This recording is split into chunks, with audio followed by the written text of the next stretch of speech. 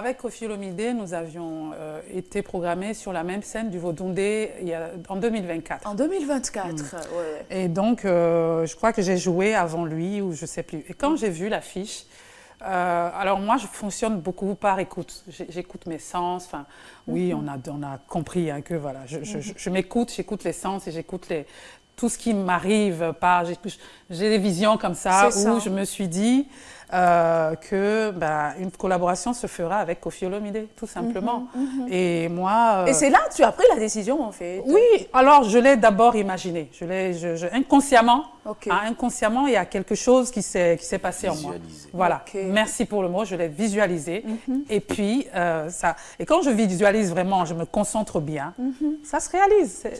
C'est simple, j'ai visualisé l'autre fois que je vais construire un château là, à l'Étoile Rouge. Bah dis donc, je l'ai visualisé.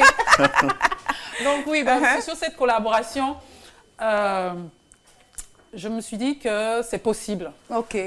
C'est possible et j'avais envie d'aller, de sortir de ma zone de confort. Ok. Il y a plusieurs collaborations sur une liste là, chez moi.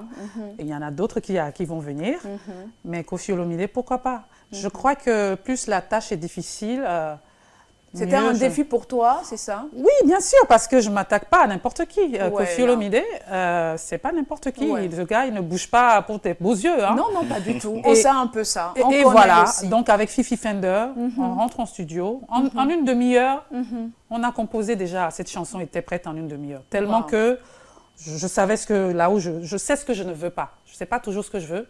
Mais c'est clair dans ma tête, toutes les choses que je ne veux pas. Donc, ça laisse une ouverture énorme à toutes les choses que tu pourrais vouloir. Hein. En une demi-heure, cette chanson était composée. Et là, c'est à partir de là que je dis, bon, maintenant, il faut que je trouve Koffi Olomide. On a composé la chanson avant de trouver Koffi Olomide. C'est-à-dire que Fifi Fender, qui est un incroyable musicien, il savait les tonalités, il me connaît parfaitement. Il savait les tonalités qu'il fallait activer pour qu'avec Koffi, on soit à peu près correct. Oui. Et avec le morceau, j'ai activé mon contact. Et ce projet a plus d'1 an. Dans un premier temps, il a dit non, moi je ne veux pas le faire. Ah ouais, Koffi a dit non. Non, il n'a pas dit non, il a demandé quelque chose. Hein, il a demandé quelque chose. Ouais, mais c'est normal. On le connaît, comme tu as dit. Et C'était un peu trop, c'est ça? Oui, et ce qui est normal, il les vaut. Hein. Mais je fais, oula, bon, je crois qu'on va laisser... Laisse tomber, je ne le ferai pas. Je dis à mon contact, laisse tomber, je ne le ferai pas, je me mettrai peut-être sur Ferregola ou ailleurs. Donc, je dis non, je ne le ferai pas. Et c'est Koffi qui est revenu plus tard. La patience, le travail. Ah ouais, c'est lui qui est revenu vers toi? La patience, oui, il est revenu. Je crois un peu après le 1er août, je ne sais plus, en tout cas. Le contact est revenu, en tout cas, me dire mais le morceau, il adore, hein, et il ne faut pas laisser dormir ça, il ne faut pas laisser ça dans le tiroir, c'est quand même un beau projet. J'ai dit, venez encore. Voilà. Et puis, il adore Maman, mon projet qui est sorti juste avant. Oui. Il est tombé sur Maman, je crois que c'est le contact qu'il a dû lui envoyer. Et Koffi était très proche de sa mère. C'est ça.